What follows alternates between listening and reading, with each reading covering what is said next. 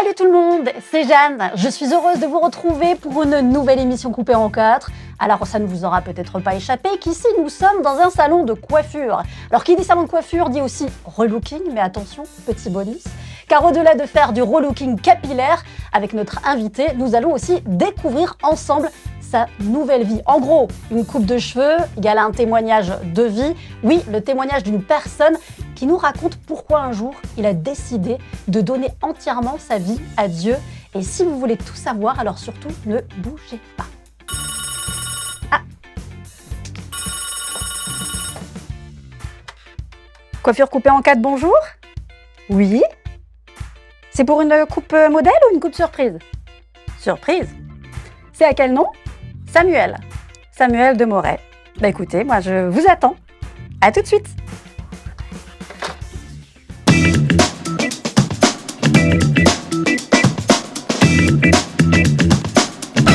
Bonjour Samuel. Bonjour Jeanne. Vas-y, installe-toi.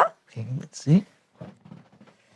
Alors, bienvenue dans ce salon de coiffure coupé en 4. Alors, bon, dans ce salon de coiffure, tu es venu non seulement pour te faire une petite coupe de cheveux, Oui. mais nous allons aussi découvrir ensemble ton histoire. Alors, on va commencer par les choses sérieuses. Comment est-ce qu'on coupe les cheveux? Qu'est-ce que tu aimerais que je te fasse? Alors, une coupe surprise, ça pourrait être intéressant. Ouais. J'aimerais bien couper aussi bien court, Oui. un côté, et après, Et après, peu libre à vous. importe. Oui. Après, je laisse aller mon imagination. Je fais confiance. D'accord. Bon, bah tu as raison de me faire confiance. Ok, donc ça c'est pour le côté capillaire. Passons à présent à ton témoignage de vie. Aujourd'hui, Samuel, donc tu es pasteur, Oui. marié, papa de 4 enfants. Exactement. Il n'en était pas toujours ainsi, bien sûr. Tu as aussi été un jour un enfant. Et Exact. tu es né au Brésil dans une famille chrétienne en fait. Oui, exactement. C'est ça, mon accent. Ah, on l'entend bien. C'est du Brésil, São Paulo. São Paulo. Oui, je suis né dans une famille chrétienne très engagée. Mon père, il était pasteur, évangéliste, et travaillait avec une église au milieu d'une favelas. Ah Et oui. c'est là, en fait, dans ces réunions que j'ai donné mon cœur à Jésus.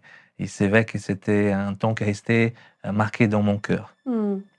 Pourtant, très tôt, ta vie, elle bascule quand même, Samuel, alors que justement, tu n'as que 6 ans. Exactement. En fait, c'est là où les choses sont venues tout basculer parce oui. que une famille engagée et à un moment donné, il y a eu un accident de voiture. On partait en vacances avec toute la famille et la voiture. Tu étais aussi dans la voiture? Oui, j'étais aussi dans la voiture. J'avais 2 sœurs qui étaient aussi dans la voiture. Ah oui. Et c'était comme un minibus. Il y avait des tantes, un oncle aussi qui était là. Et en fait, la voiture, São Paulo est dans une ville qui est en hauteur. On devait aller à la plage. Et D'accord. c'était le mois de janvier. C'est censé être une belle journée. Belle journée, c'est les vacances, c'est l'été. Et allant à la plage, en fait, la voiture a perdu le frein. Et elle est tombée dans un ravin. Et c'était vraiment un accident terrible parce qu'il y a eu 3 personnes qui sont mortes. Et un oncle, sa fiancée et mon père. Et ma mère s'est trouvée dans le coma pendant 2 mois. Pendant un temps de 2 mois. Et c'était quelque chose de très difficile, une épreuve très grande pour nous. Et moi, j'avais 6 ans. Justement, tu disais juste avant que toi, tu avais donné finalement ton cœur à l'âge de 6 ans à Dieu. Est-ce que pour le coup, après cet accident, dans ton regard d'enfant, ça n'a pas changé ta perspective par rapport à ta foi et à Dieu? Non, on n'a pas changé ma perspective. C'était un moment fort que j'ai vécu avec Dieu. Et moi, j'étais porté un peu par la foi aussi de ma mère. Parce que ma mère, elle a sorti du coma. Pour elle, c'était... tout a basculé parce qu'elle avait 24 ans, veuve avec 3 enfants. Et moi, j'étais là et j'ai vu comment ma mère a réagi face à cette épreuve et à sa foi, comment elle a s'attaché au Seigneur dans ce moment difficile. Même face à l'annonce du décès de ton papa, finalement. Ouais. C'était un moment difficile parce que personne n'avait comme au courage d'annoncer cette nouvelle. Quand elle est rentrée à la maison, c'est là que mon grand-père l'a annoncé et c'était un moment très difficile. Donc en effet, quelque chose un accident dramatique. Hein. Ta maman se retrouve veuve à l'âge de 24 ans, 3 jeunes enfants. Exact. Alors elle se remarie un jour avec un banquier, bien quelques années après, appelé lui aussi à tout quitter et à partir en mission au Paraguay, du coup. Toi, à ce moment-là, tu étais un adolescent, mais un adolescent déçu de la vie, de l'Église, des gens. Et c'est suite aussi à cela qu'un jour Dieu va t'appeler et va justement te mener vers lui à continuer la mission d'une toute autre manière. Et c'est ce que nous allons découvrir dans la partie coupe de cette émission coupée en 4.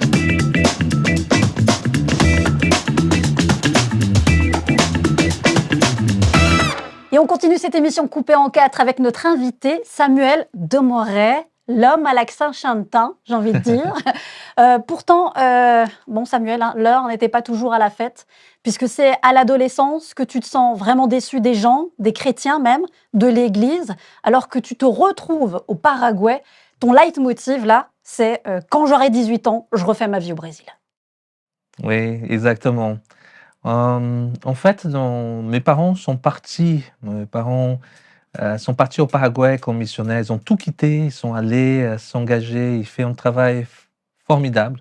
Et moi, comme fils de missionnaire, on part en mission. Tu n'as pas le choix. Tu pars ou tu pars. Et c'était vraiment l'aventure, un déracinement, quitter tous les amis, famille, et partir dans un pays. Tu avais quel âge à ce moment-là? J'avais 13 à 14 ans. Okay. Et c'était un grand changement. Mais en même temps, c'était tellement beau de voir des vies transformées, de voir des fruits aussi et des belles choses. Mais à un moment donné, j'ai entré dans une crise parce que dans mon adolescence ou mon enfance, j'avais peut-être une tendance à idéaliser l'Église. Imaginer que tout était beau, tout était merveilleux. Idéaliser les chrétiens aussi? Exactement. Et en fait, à un moment donné, j'étais déçu parce que je commençais à voir le côté obscur de la force, oui. Où il y avait des personnes parfois qui étaient critiques, qui parlaient mal, qui montaient ou qui faisaient des calomnies, et ça contre mes parents. Et ça m'a vraiment attristé. J'étais déçu parce que je savais l'engagement que mes parents ils ont fait, et d'être critiqué comme ça m'a vraiment déçu. Oui. Et dans ma tête, c'était vraiment ça. Je dis bon, si c'est ça être chrétien, je ne vais pas savoir. Quand j'aurai 18 ans, je serai majeur, je vais faire ma vie au Brésil, faire mes études et continuer mes projets. Et c'était quoi tes projets? Si tu avais refait ta vie au Brésil, tu aurais fait quoi? Oui, j'étais déjà bien prêt à s'inscrire aussi pour faire des études dans une université, d'être ingénieur. Ah, ingénieur? Oui, électromécanique. Rien à voir avec pasteur en fait. Rien à voir, c'était un projet qui était là dans mon cœur. Oui. Mais pour le coup, je crois qu'il y a un moment aussi qui a vraiment marqué ta vie, c'est quand un jour tu as ouvert la parole de Dieu avec finalement, là j'ai envie de dire un verset, une parole bien particulière. Exactement, et c'était un moment où Dieu m'a parlé tellement clair, et c'était dans un simple verset où Jésus appelait un de ses disciples, et il a dit « Toi, suis-moi ». Et pour moi, j'ai lu ce verset, c'est comme si Jésus m'appelait vraiment, toi, suis-moi. Et dans ma tête, il me parlait, Samuel, arrête de penser, regarder la vie des autres, ce qu'ils pensent, ce qu'ils font, ce qu'ils disent. Toi, regarde à moi et suis-moi. Et c'est à partir de ce moment que je dis, oui, Seigneur, je veux te suivre. Et là, j'ai pris la décision de te faire baptiser? De me faire baptiser. Ah oui, et t'avais quel âge? Et là, j'avais déjà 18 ans. Ah, donc finalement, un autre projet que de partir au Brésil, c'est de te faire baptiser.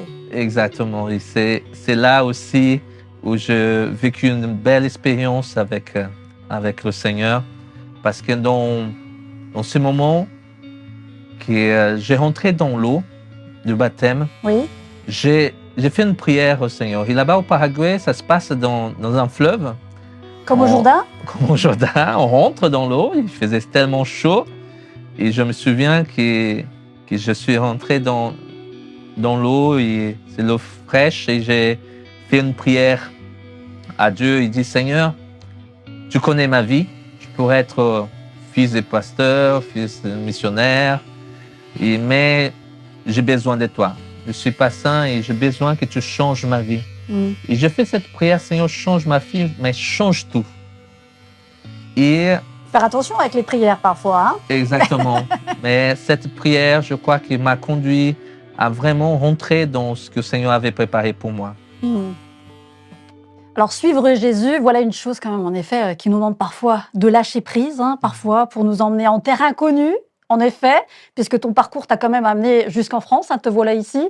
Toi qui pensais passer peut-être 1 ou 2 années, eh bien finalement, tu n'as jamais quitté notre pays, et non sans mal. Et c'est le sujet que nous allons aborder justement pour la partie coiffage de cette émission coupée en 4.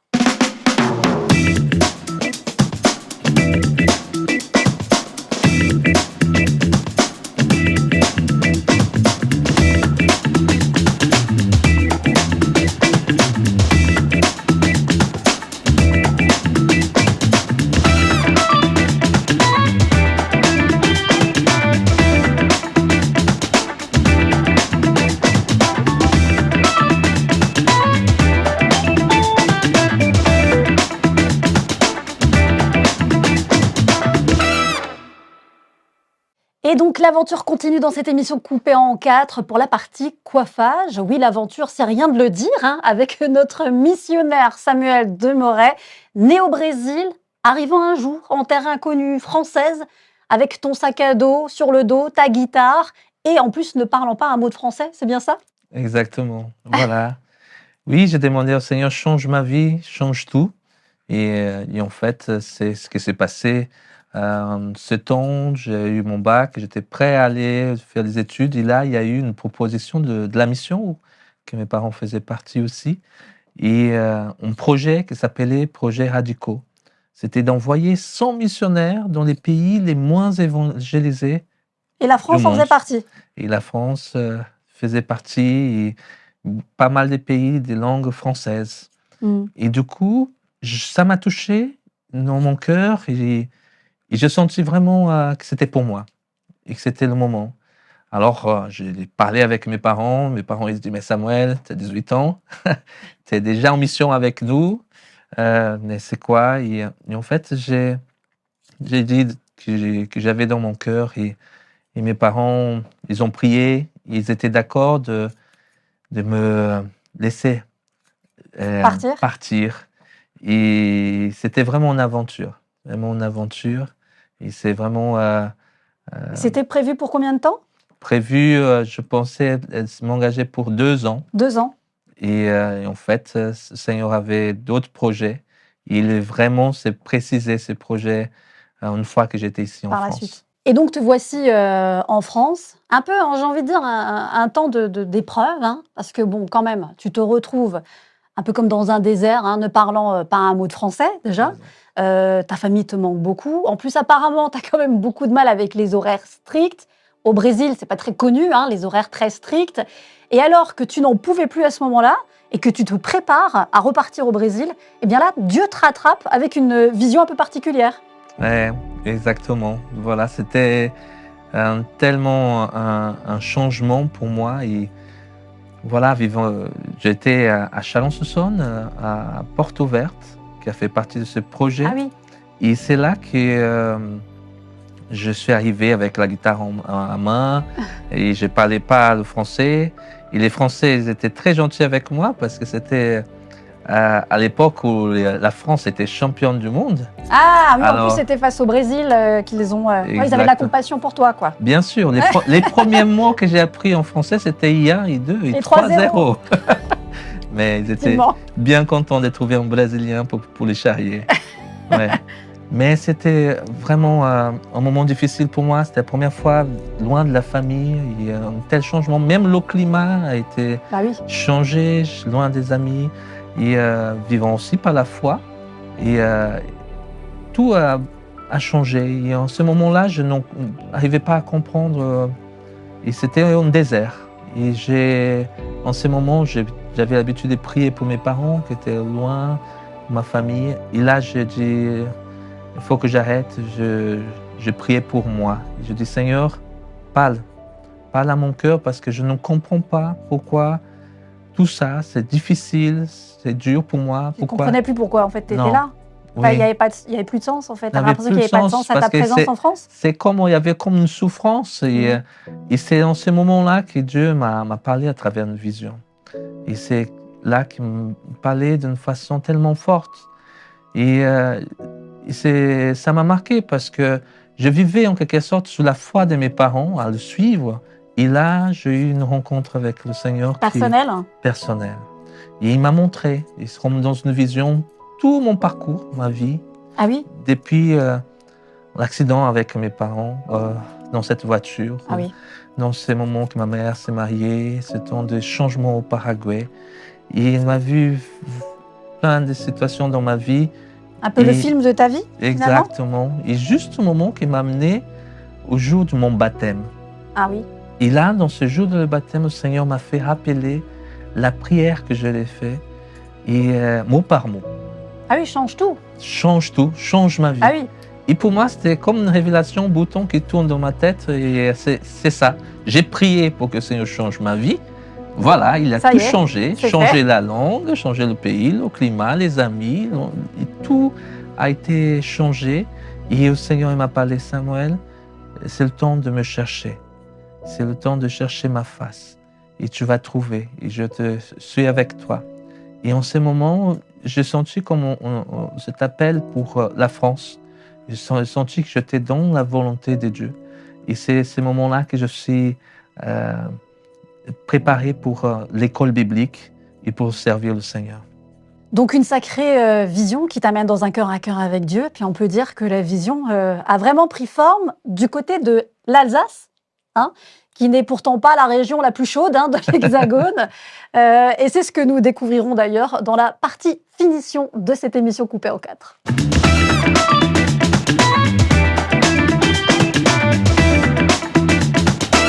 Et donc, on poursuit et on finalise cette coupe de cheveux avec ton témoignage, Samuel. Pour cette émission coupée en 4, toi qui viens de ce beau pays chaud du Brésil, avec un cœur de missionnaire pour la France, Dieu te conduit un jour en région alsacienne pour te faire vivre ce projet d'église qui, on peut le dire, te tenait quand même particulièrement à cœur. Oui, exactement. Le Seigneur m'a conduit dans cette région et c'est vrai qu'il a accompli plein de promesses dans ma vie ici en France. Et dans cette région, le Seigneur m'a donné vraiment donné une famille, m'a donné vraiment des C'est là où tu as rencontré l'amour. Exactement, rencontré l'amour. Une belle Alsacienne. Et oui, et là où aussi j'ai pu grandir aussi dans le ministère. Et là, actuellement, je sers le Seigneur avec une belle église. Où tu en es le pasteur? Oui, je suis un pasteur maintenant depuis 6 ans à l'église à Rixheim. C'est vrai que c'est une grâce et je vois la main de Dieu à accomplir ses promesses. Et aujourd'hui, je vois encore dans l'histoire comment le Seigneur est fidèle, comment il tient les choses entre ses mains et il nous fait avancer. Puis en plus, une vision un peu particulière pour cette église que toi, tu vois un peu comme une église refuge, finalement? Oui, exactement. Nous, quand on était dans cette église, le Seigneur, dès le départ, a donné une vision d'être un lieu, vraiment une église pour des vies transformées. Et nous croyons vraiment que Dieu, il transforme nos vies comme il l'a fait avec moi. Et il a changé, il a donné vraiment une destinée. Il a des plans pour nous. Et c'est vrai qu'à l'église, ça peut être ce lieu où tout peut arriver. Un nouveau départ, une nouvelle naissance, une guérison, une transformation. Et le slogan de l'église, c'est une église pour des vies transformées. Une église pour des vies transformées. Bon Samuel, là j'ai envie de dire que toi aussi, il y a eu une transformation capillaire. Dans quelques temps, tu vas découvrir ta nouvelle coupe de cheveux. Tu vas pouvoir me dire si j'ai bien travaillé. Et d'ailleurs, c'est aussi le moment où on aura le plaisir d'écouter ton bon conseil à tous ceux qui nous écoutent. Donc restez avec moi pour la dernière partie de cette émission coupée en 4.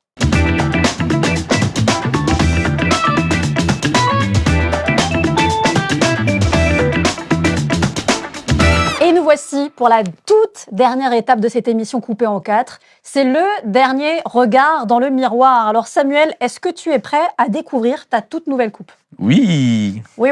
À voir. Bon, Yes. allez, je vais te tourner et tu vas découvrir tout ça.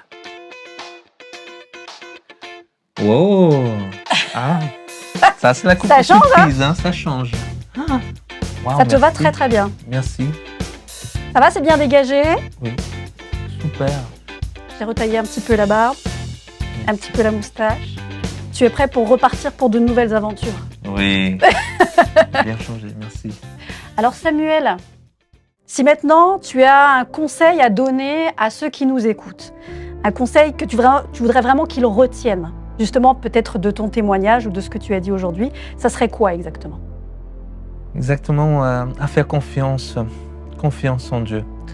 Et il y a quelque chose que le Seigneur a préparé pour chacun de nous. Et un conseil que je donne, ce que c'est passé pour moi, c'est vrai, c'est de pouvoir fixer le regard sur notre Seigneur, Jésus. Il nous appelle à suivre lui et non pas regarder les gens autour, non pas se laisser décourager, mais pouvoir s'attacher à Dieu, s'attacher à notre Seigneur. Et il a un appel et il a des plans pour nous. Et dans notre vie, on vit des situations difficiles, comme ma famille a pu vivre, mais en même temps, on a vu Dieu agir, nous soutenir et changer le mal en bien.